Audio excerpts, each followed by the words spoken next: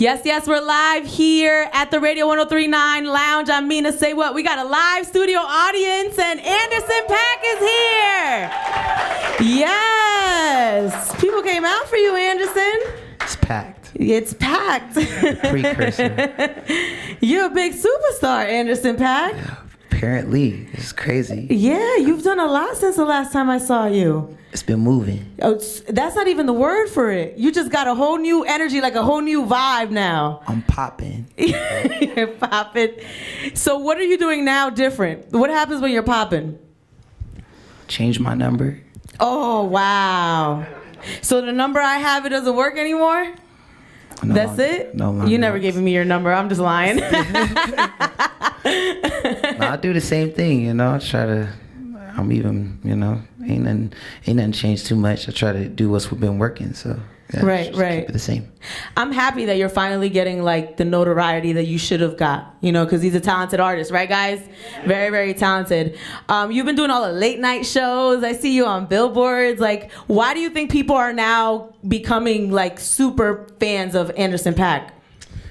I think it's just timing, you know. We put out a lot of material too, so with me, it's never been like overnight thing or like a real quick thing. It's always been like a slow bubble. So once the material gets out there, you know, people start sharing it, and you know, everybody. I think I'm like more of the artists of like, if you know, you know. You know? Right. People that listen to me usually have good taste. You know? They're like, they don't listen to just anything. They're usually the people that put their friends on the good music. So you know. So you released 2 projects, Oxnard and Ventura, in 6 months. Don't you think that maybe that had something to do with it? I mean, you kind of flooded the market with this amazing music. Yeah. I wanted to try different things. You know, before we waited like 3 years or so before we put out the new project, and this time I was like, let's see what happens if we hit them back to back. And I think it worked out well. I saw a video of Dr. Dre and you saying like, I'm gonna do these two albums. He was like, wait a minute, hold on, pump your brakes. Yeah, I said I want to. You can't really tell him what you're gonna do. You gotta phrase it differently. But I would like to, if it's cool with you, do 2 albums. And he was scratching his head, but yeah, he hit me up the other day like, yo, AP, I'm really happy we did it like that. It's gangster. Yeah, AP, you was right. I was happy about it. Was he was the pushback really great, or was he on board? Because in the video, it kind of seemed like he was like, wait a minute. Yeah, and everybody was shook. Like, he was just like, huh? And I was like, yeah, because I had one album, but it started to morph into something else once I started working with him. So I was like, okay, I see what this is becoming. Like, one album's gonna be gritty, one's gonna be pretty.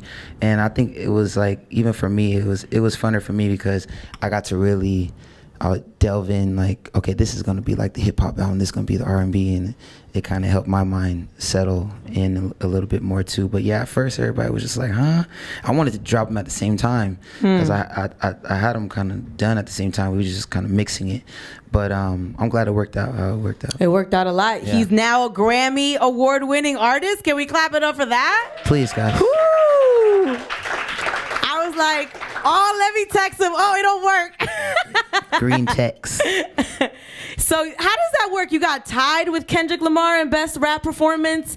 I don't think that, has there ever been won. Tied? I won. Yeah. How does that? It how do you get depends on who you tied? ask, but I won the Grammy. I don't know how I was tripping out. I was like, I didn't know you could do that, but you know, it's just my luck. Can't just win the Grammy. You got to tie. I like it though, because I was with J-Rock, and I feel like he like really works hard too, and he was someone that has been putting it in, you know, a lot of work throughout the years, and it's dope to be able to be recognized, you know, for your hard work. So I was like really happy to be able to tie with J-Rock, and my TE family is like, yeah, it's cool. Right. You put out a song with Kendrick, so I'm sure it's like full circle. You know, like Dr. Dre kind of like worked with Kendrick, and then now you're signed to him. It's kind of like a family thing, you know? Absolutely, yeah. We come from that Dr. Dre boot camp. Right. So you got the new ring. This is the glow up ring. It's the glow up ring. It still got this lotion is on it I'm a too. Grammy winning artist ring. Understand. It's a lion. Yeah, it's a Met Gala. That's the symbol for the Met Gala. Mm-hmm. How'd you get that? Well, I was dressed by Gucci, and then, you know, it was like 5 Italian stylists in the room, and throwing stuff on me, and then this is the one I got to keep for sure. I was like, all right, I'm going to keep the ring. Nice. I play drums too, so I was like, maybe I should have a ring. I've seen you. We're going to talk about your band because I've seen you live with your band, which is super amazing. What show did you go to? Remember the performance? I don't. Do you? Yeah, I do. Okay. I was somewhere else and you were performing and you had your whole backup singers. You were doing the drum thing. Yeah. I saw you. You were amazing. That was the first time I saw you live. Thanks. Did anybody say anything about wearing the Gucci? How do you feel about that? I didn't really catch any flack, but then I hopped over to the Ebony Instagram, and then I started seeing people in the comments felt some type of way. But I saw one, that I really liked. The comment was like, we wasn't really rocking with Gucci, but he make it look good. And that's what I felt like it was all about. I feel like I don't know any other like luxury brand that had to really pay attention to the masses like they had to after what they did, and then that we're putting in effect to make change. You know what I'm saying? Like, and that's the only way you can really make change is when you actually change. So I felt like that was the only reason why I really did it. I felt like they were really adamant about making change and feeling bad for what they did. So. Yeah, like they rolled out a whole like step plan and gave scholarships and certain jobs and hired a new director, I believe. So there was definitely like something actionable that happened from all of that. Yeah. Wow, man, you glowing up. I see them starting to get into your personal business. I learned a lot about you watching other interviews, like about your parents that I didn't know, about like the domestic violence and your mom and your father. Like, do you at all feel uncomfortable sometimes, like sharing that information? Sometimes, but I think it can help, someone that's been through similar situation. Some people don't know how to like talk about certain personal things. I usually put it in the music, and I don't really like to just speak about it. But I realized that there's probably a lot of people that went through similar situations, felt like they couldn't get to where I was at, and so if it helps them, I like to tell the story. Yeah, because I saw you on the CBS morning show, and I was like, look at Anderson Paak on the CBS morning show. I know him. Yeah, you know what I'm saying? That's right. How are the kids and the wife? Like, do you have time for them? I feel like you're everywhere. Man, I wish I had more time. The longer I stay, the broker we are. So I have to be on the move. But man, I just saw my little boys right before I came here. My wifey's out here. They're all loving it. You know what I'm saying? Wifey's just feeling good. She loves New York because she loves the shop. So she's having a blast. And they're great. Thank God for my wife because it's very unbalanced right now. Like I'm very much just like when I'm not in the studio, then it's about the tour and making sure the show is right and balancing all those different things. And she's really just holding it down with my boys, and now they're bilingual and they got some sense in their heads. They speak Korean, right? Korean and English. Yes. Yeah. So it's crazy, man. And he's homeschooled, my 8-year-old, so he's just like, he ain't got no schedule. He's going to sleep at 3 a.m. and shit. So your wife is Korean, half Korean, full-blown Korean, right? Korean, and then your kids are Korean. Do you know Korean at this point? Well, I know a little bit. I know enough to make people. So you can go to impressed. Korea and like maneuver. I can chop it up a little bit. I'm gonna run into a raw at some point, but I know enough to make people like. So oh can my you God. like speak to me right now? 안녕하세요. Oh Lord. Man. What's up? What's poppin'? Keep going. What's good? How you do? Well, shit. That's the wrong language, Anderson. Native and Anderson Paak. Chincha Jimmy's all. What did you say? I'm having a good time. My name is Anderson Paak. That's all you know, fun. huh? Yeah. I can tell your mind working. Like, wait a minute. Iwa. That means come here. Iwa. Yeah. How about give me a kiss? Bebo. What is it, Bebo? Or beso? No, that's Spanish. That's Spanish. Beso. Popo. Something like that. Popo? Yeah. That's something else. Something like that. Koreans don't really talk don't like that. Don't give me a popo. That's more like a Latin thing. Koreans aren't really about that. Okay. How about I'm a rapper? Do they have a word for rapper in Korea? I would never say that, even in English. No? So yeah, I would never. How do you describe yourself then? I wouldn't say I'm a rapper. Rappers get punched out now. Like, nah, I'm a musician. I'm handsome. I'm just chilling. All right. No, well, rappers are getting robbed. Rappers get robbed, beat up, scammed. Like, nah, ain't nobody saying I'm a rapper. Not me. No, I play drums. You know what I'm saying? Come check me out at the Garden. That's all I really say these days. Anything crazy has happened with your newfound, extra fame? Any crazy stories? The craziest stories, I can't tell. Like, you know what I'm saying? Y'all would have a field day. I mean, honestly, like, It's pretty chill. I'm in a blessed situation because I feel like again, if you know, you know. I'm not getting hounded like in the streets or nothing like that. But people will be like, "Yo, I fuck with your music," you know, and like, but it's not like I'm getting swarmed on. I can still go out and get a, you know what I'm saying, a meal. Right. And nobody's tripping. The craziest stuff just happens internally, you know, with my band or, you know, just situations like that. So let's talk about the band. He has a band called Free Nationals. Have you guys heard of this band? Clap it up if you have. You guys are amazing.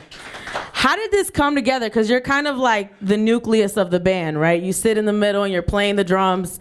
He's an amazing drum player. And then you have the two singers, and then you have the you know, the guitar. Like, you guys just really gel well together. Like, did that happen organically, or did you pick these people by hand? Yeah, it happened kind of both. I was in LA. I moved to LA when I was like 21, and I had a demo, and we were going to music college in Hollywood, and I met all the musicians kind of separately. And one of them, Jose, my best friend that plays guitar, we both had girlfriends that we used to date in the same complex, and I would be like smoking in the garage and he would be smoking in the garage, and I was like, "What's up, man?" And then we just kept kicking it, and one day he got kicked out of his house. His girlfriend kicked him out, and I was couch surfing at another place, and I was like, "Yeah, come through, man, there's room over here."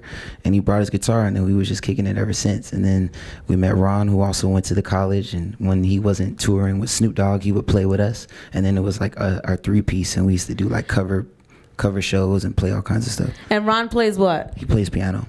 So it's the pianist, you're the drummer, and then you have the guitarist, and then the two singers. Yep, now we have the two singers, and then we got our bass player later. He used to come to the shows. We met through a mutual friend, and he started playing with us. And then the one white boy we have in the band, the percussion player, yeah. I missed him. I didn't see the white boy. He's our last white friend left, for sure. He's crazy. There's a lot of times it was on the fence, but yeah, now he came around and like it. But he used to DJ, and like he was like producer, you know, more of like a studio guy, but we wanted someone that, like a DJ and stuff, so we talked him into being in the band, and now he does like percussion, and it's cool. What happened to your other white friends? They still exist. They're just mainly like in offices, and they sign checks and stuff. Yeah. So I saw that you performed in Boston, it was?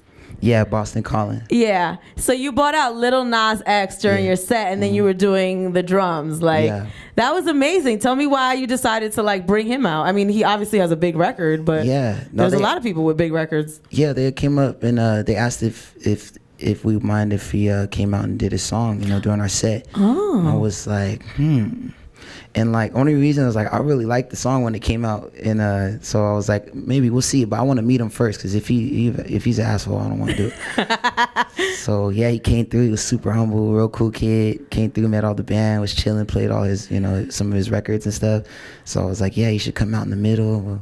We'll jam out and stuff. So it was a good moment. The crowd. He had like the full like cowboy boots on and the hat, and he was dripped out. He had his Wranglers on. Had his little step. I like his moves, man. That's why I was like, yo. He was do-si-doing out there. Yeah, white people are mad. They are angry, dude. I'm like, y'all got to deal with it too. Yo, I wanted to ask you about that, because a lot of people are upset with what he's doing. He's mixing country with trap. We had to deal with so much appropriation. Like, y'all, you just eat this up, fam. And Billy Ray got on it, so ain't really much y'all can say. Right. The kid looked good. You know what I'm saying? You got the jam, and like, what y'all gonna do? Just be mad? Just eat that up, man. Y'all got to deal with that shit too. Right. Yeah. I saw he performed at the Stanley Cup. I'm like, who has ever done that? Yeah, like the Stanley Cup? That's the National Hockey League here. Yeah, they got to give it to him. This is when you're the hottest in the game. It's just what it is. What do you say to the people that are a little slow on his progression? Lil Nas? Yeah. I don't know, like, Get From Under the Rock. Like, it's the number one out, like, song. You know? Yeah, for like 6, 7, 8 weeks now. People gonna feel some type of way when you get like a big record like that. You're not gonna make everybody happy. Like, that's the whole point. Like, even with, you know, how I've put out this music, like the last 2 albums, you know, I realized I had to get over that, like, trying to appease everybody or, you know, think everybody's just gonna love you. You know, the more successful you get, you know, you got people that feel like you shouldn't be there, or I like his old shit better, and that's a part of it. You ain't really doing nothing if you ain't got that kind of dialogue going on. Right. I saw he called you the GOAT. Yeah. People call you the greatest of all time? Sometimes they do. They throw that word around a lot. How does that make you feel? I'm just humbled. It's dope. It's With cool. the smile. Yeah, I see the smile. Nah, he it's like cool. it. It's cool, man. You know, like I said, it's like a lot of times you have artists that are big fans. Like they call me like an artist. A lot of times like other artists are huge fans.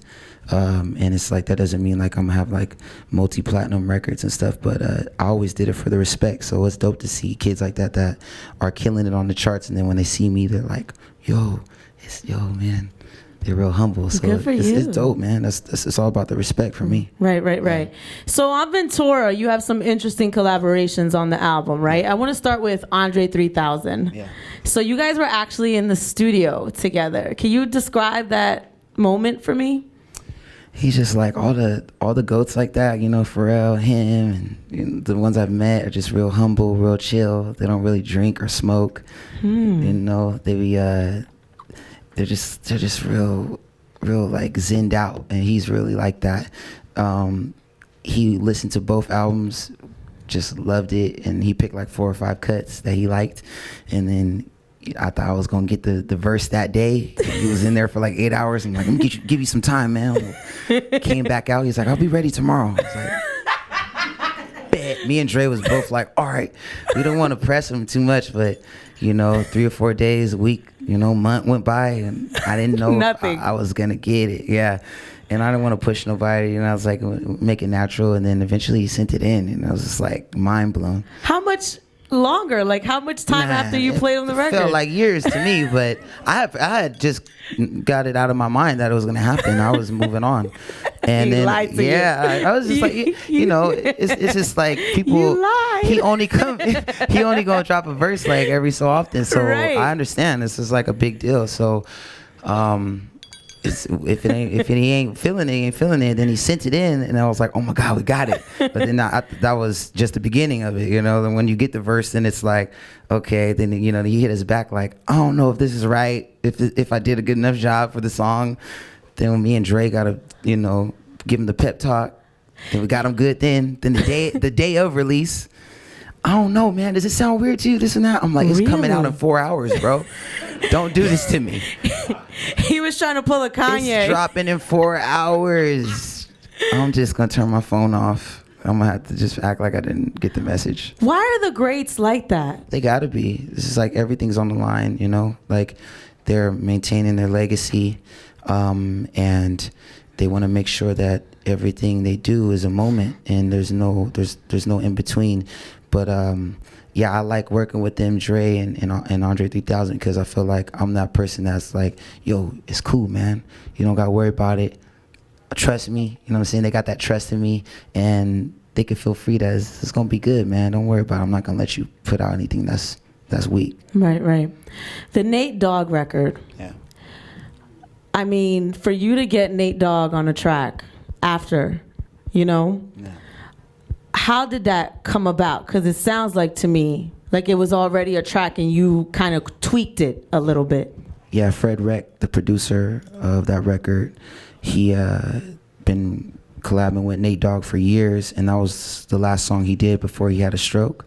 And I was done. I thought the Ventura was gonna be 10 songs. I wanted to keep it real short. I didn't want to mess with it. I didn't want to add nothing, take nothing away.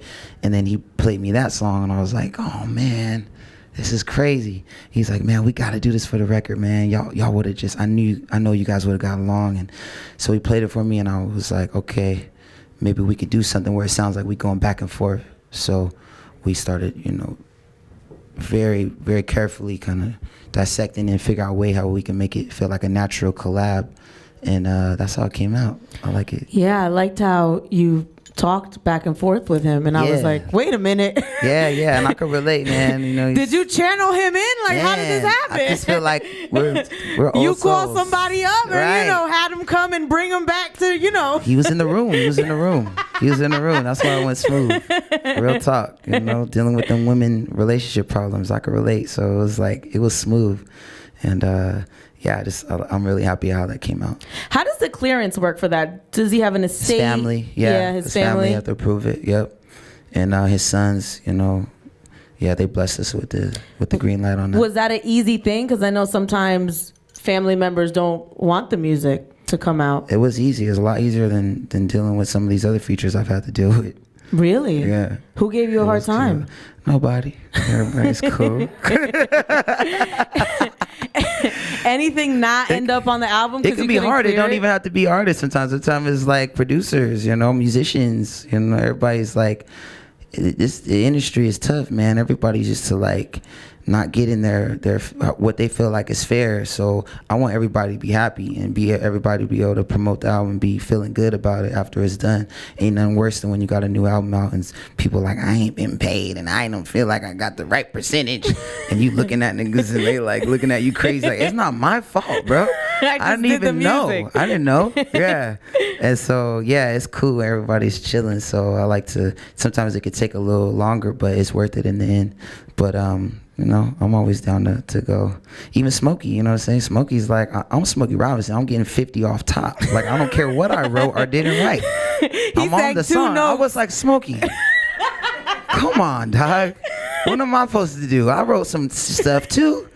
You know what I'm saying? There's other people there. You don't see. He's like, baby, okay, just because it's you, Anderson, I'm going to go down. 5%. I'm like, thank you. Now I can get something. Yeah. Nah, you just got to negotiate, call people up. That's what it is. When you call them up, it's different than texting. Like, right. Come on, bro. Yeah, so. Let me get 3%. Does that make a huge difference at the end of the day? Depends on how big the record is. If it's Lil Nas X, hell yeah. I'm sure somebody want 3% of that. Yeah. Right. You just never know what the record's going to do. And these are timeless records. So it's like, you never know what they're going to be used for later or what's going to happen. So how do you go about getting a legend on your music? Like you talk about Andre 3000 and Smokey Robinson. I mean, these are not artists that are working with just anyone. How do you even make that happen? I mean, I didn't really have to chase anybody down. I made the records and I was pretty adamant about only working with like legends or icons. I want to keep that going and working with people that can make the song, take the song to the next level and making a great song, not someone that was like, oh, I just want someone to rip right here, this verse or anything. I wanted to make a great song. So everyone that we wanted to be on the songs, it just happened naturally, like even make it better. We was working on it real early in the process. I was like, yo, this sounds like some Motown Smokey Robinson vibe. And my manager at the time, like, he said a lot of stuff, but one of the things he used to say was, yeah, Smokey Robinson, that's like my stepdad. I was like, okay. and like after we started making that record, I was like, I'm about to press this line, see if this is real. I was like, yeah, what's up? You think we get Smokey on this track? The next day he was in the studio. I was like, okay, cool. Wow, that's really his stepdad. Yeah, something. Yeah. Listen, my mom's ex-boyfriend's been telling me he's Remy Ma's uncle for years. Yeah, you need to see what's up. Your receipts. I don't know. I never tested him on it. He's like, oh yeah, Rem. There's only one way to find out. Yep. Yeah. So Make It Better is the single off of Ventura. Have you guys heard the song? It's an amazing. Clap your hands if you think it's an amazing song.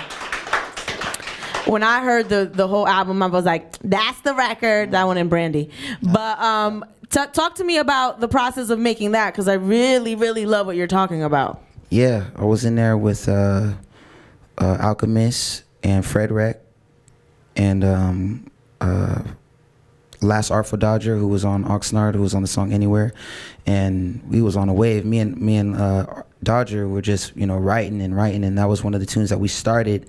We kind of had the skeleton for, and we're like, yeah, this is gonna be like trying to rekindle the flame of an old relationship. And I've been married for 10 years, gonna be 10 years soon. We got 2 kids, so I know all about that. It's like when you're looking at the same person for 10 years, it's kind of hard to be like, yeah, it's the same thing. I still think she's sexy, but you know what I'm saying, I'll have to do a little bit more for her to like get excited about me. You know what I'm saying? Gotta like put a little more effort. Oh, the Billboard doesn't do it for her? Not really. You know what I'm saying? Just how about the ring? The me cleaning up, after myself, it will probably do a lot more than that damn Billboard. You know what I'm saying? Me dumping the trash, me like doing something around the house that's productive. That really turns her on more. Yeah, so but yeah, you know, you just gotta like do little things in order to spice up the situation. And we had that kind of skeleton, and then I was like, we should get Smokey involved in this somehow.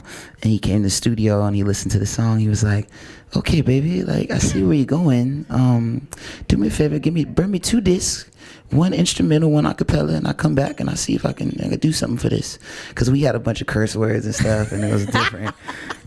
You know, it was like Anderson Paak style. You know, it was like you had a couple little racier lyrics in there, and he was like, "You can't."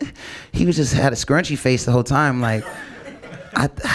I feel it, but why are you gonna say that to the girl? Like, you gotta say something sweet. You want her to like the song, right? I'm like, yeah. And so he took this song. Wait. What are these lyrics that he took out? For example, like I had, it's easier to walk away than to eat what's on your fucking plate. And he was just like, what? And he came back like, it's easier to walk away than to look for what would make you stay. And then I was like, okay, bet. That's why they pay you the big money. So I hopped my ass in the booth and did exactly what he said. And then and that's what it's about. Even on Oxnard, it's always about like me being that. It's about like making that, you know, I hate to be cliche, but like, you know, the bridge, you know, between the new and the old. And I feel like they have to have a certain amount of trust. I have to have a certain amount of trust. So that's what it was all about. Like, there's no point of working with Smokey unless you're gonna let him write something. You know what I'm saying? Like, that's his pen that's Smokey Robinson. You know, he's the author of some of the greatest, you know, music of all time. And if he blessed me to get on the record too, that was an extra. You know what I'm saying? I really wanted to work with him to pick his brain on some songwriting thing, because I felt like that was something I need to challenge myself with, writing a straight ahead love song that was relatable to people, right, without, you know, having to curse. So yeah, it was sweet to be able to hop in the booth and take direction, and for him to be able to trust things that I was doing as well. Did you guys really hash that out though? Because I feel like there's such a difference with today's R&B than like the older R&B. You know, like there are a lot more curse words. It's a lot dirtier and raunchier. Did you guys kind of discuss that a little bit? No, it was no discussion. I was just bet I'm going to change that. I'm going to listen to what you say, bro. Because I could do my thing all over the place. Like, I got other tracks, I'm doing my thing. Like, I'm with Smokey, I'm going to do what you say. Like, some people, I learned that from Schoolboy Q. Like, if you went with Drake, just do what he say, my nigga. Like, he got a lot of... If you went with certain people, do your thing, but there's a time where you should really just be like this, too. Like, right. You know, that's exactly what it is. I'm like, I'm going to take heed to that in certain situations, you know, like... And you know, there's times where you have to, if I'm not feeling, I'm not finna do nothing I'm not feeling. And so I was like, when I got done with the song, I was like, this is beautiful, like this is cool. Like, if anything, I felt like it's a little wholesome, you know, like that was my thing. Like, I felt a little uncomfortable because it was so like clean, you know. So but at the end of the day, I really love it. And it's just like when you play the songs live, that's how you really know. And they know every word to that song. And it's like, it's dope to have a song where, you know, half the set I realize I'm like screaming, like, you know, and then to pull up, and then I get to get my croon on, you know what I'm saying? I was singing over changes and strings and stuff. It's cool to have that balance, and I'm really grateful that I was able to you know, learn from Smokey on that. And yeah, we talked about it a little bit, but it was just more so like him saying, you got to say something that she wanted. You got to make love to her with your words, baby. That's what he used to say. So yeah. Good for you, man. Good for you. I could talk to you forever, but I'm gonna allow the audience to ask some questions, because I could talk. As y'all can see, we could talk. Anybody want to come up? Y'all can sit right next to us. Come on over. You can sit right next to me, but don't sit too long, because you got to share the mic. I'll be real quick. So I'm Nyanka. Nice to meet you both.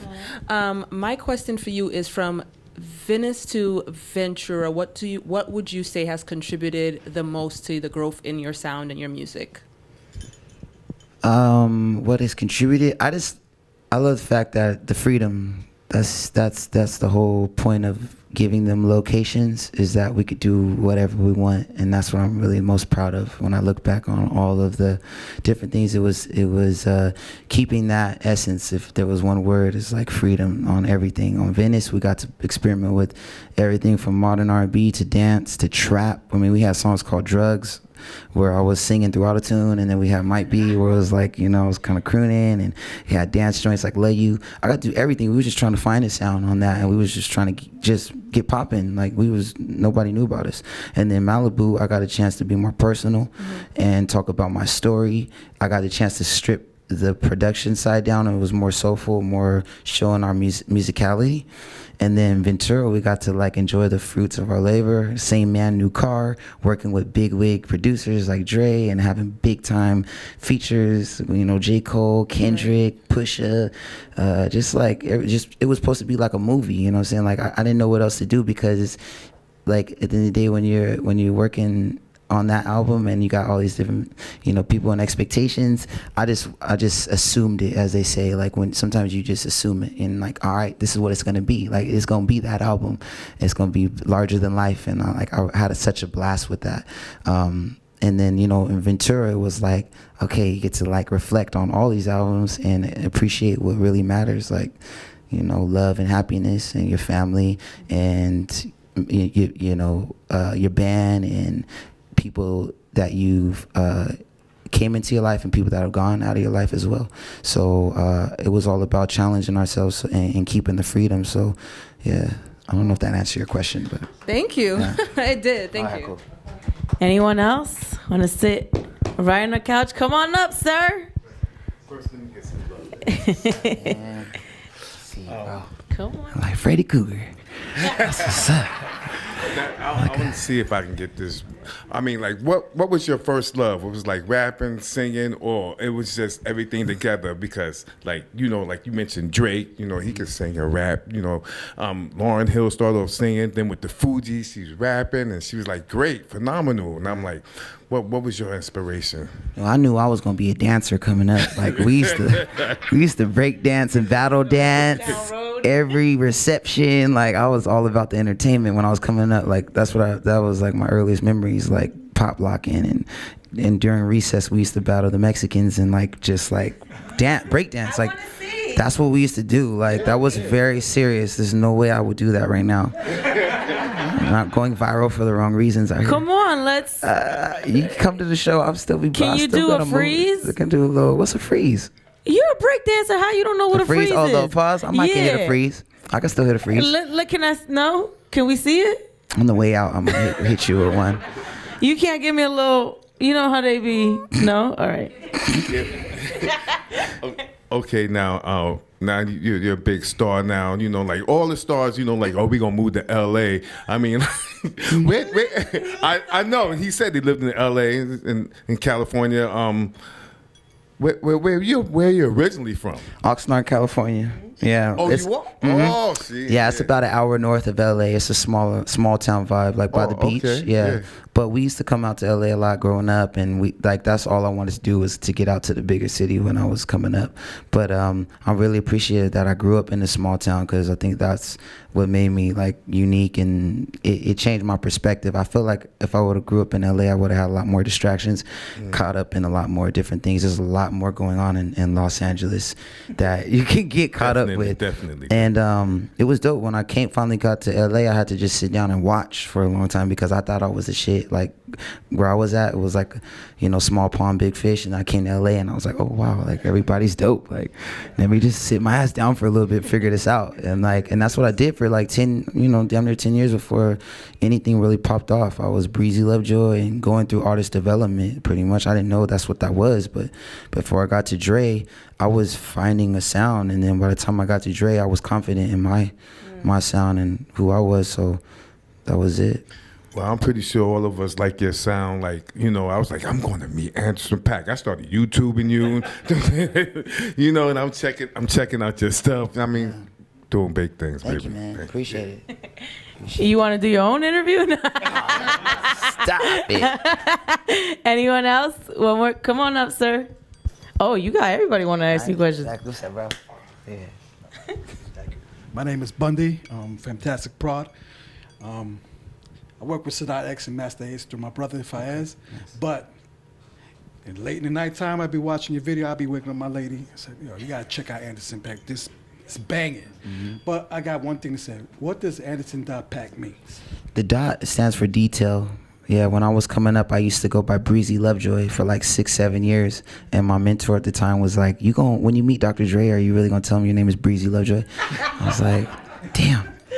So like we went through this whole process. Like it was a real I feel like everybody goes through a time. I don't know if you ever lost weight or like had to like where you just got sick of it and you was like, I'm about to start a new chapter. Everything's gonna change. Like my whole lifestyle.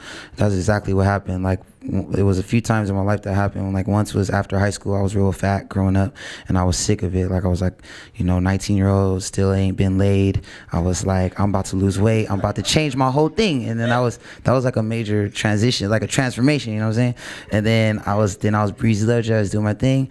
And then, I was bouncing around LA for years doing the same thing. And, it was dope. I got a lot of like practice doing that and a lot of like character building. And then, it was time once I had my son was about to be born. My wife, we just got married and she just came from Korea. I was trying to figure out how to keep her in the country and getting all these crazy things.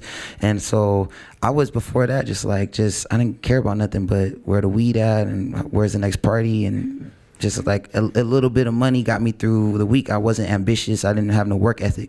And then after I switched my name over, I was like, I developed a work ethic and I remember I got I started setting goals and I got a whiteboard. I started like being more strategic about what I was getting into and paying more attention to detail. And so after that process, after I came out of it and we started getting the records for like Malibu and all this stuff, I was like, I kept that dot there to remind myself that you need work ethic and not just talent.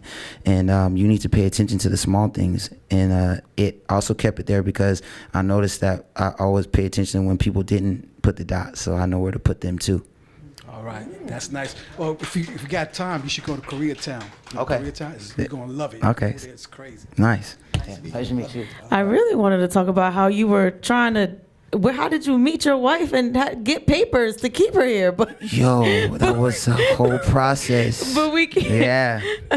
One more question. Okay, we have one more. We have time. All right. Nice. Aww. There we go. Let the youth speak. What's good? Come, you sit next to him. Here. What was it like to perform the first time? Ooh, good question. My name is Khalik, and I play basketball with Scan Legends. Okay, nice. It was, the first time I performed, it was a couple of times. I remember the first time, like, I learned how to really play the drums. My mom came out and was like dancing in her pajamas. They call it a muumuu. I don't know if your mom wears one of those. Your mom's probably young. She don't do that. But my mom came out dancing in like a big ass shirt, pretty much is what it is. And she was dancing, doing the mashed potatoes and stuff. And I knew I wanted to like, I was like, okay, I can make people dance with what I'm doing with my hands. Like I wanted to do that. And then the first, concert in LA was at a place called BB King's, and that's where a lot of people used to play. And we was opening up for Tidra Moses. And it was just like, I was so nervous, man. I didn't know what was gonna happen. This is in like Hollywood. Everybody was there. It was crazy. This is when you had to pay to play. So I had sold all of my tickets. All my family was there. And I got on the stage. This is how long ago this was. I was playing piano and I wasn't playing the drums yet. I was playing keys and singing. And I just closed my eyes and started playing. And as soon as the crowd started getting on my side, they started going crazy. It was the best feeling. I'll never forget that night. It was epic night. It felt great. I wanted to do it forever after that. It was like I was chasing that feeling. Yeah. Good question. Yeah. Nice to meet you, man. Yeah.